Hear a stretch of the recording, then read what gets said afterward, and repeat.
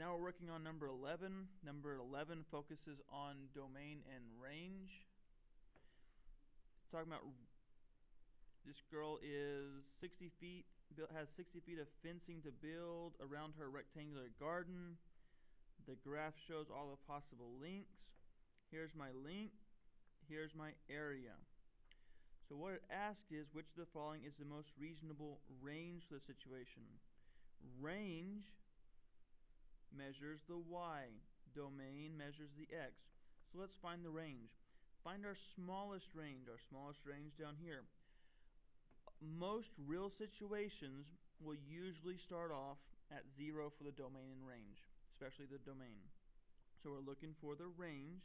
So my smallest range down here is on the y-axis. My smallest value here again is 0. Then my highest value up here, halfway between these two lines, that looks like that's about 225 on the y. So right here, that's my highest value. So we have 0 to 225.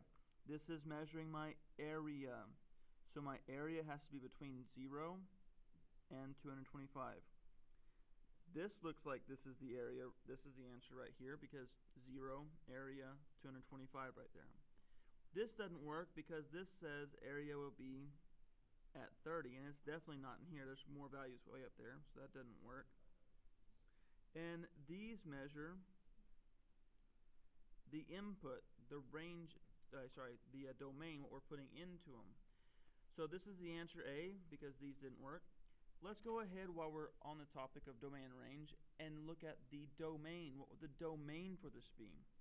The domain for this would be all the x values, domain x, so all the inputs right here.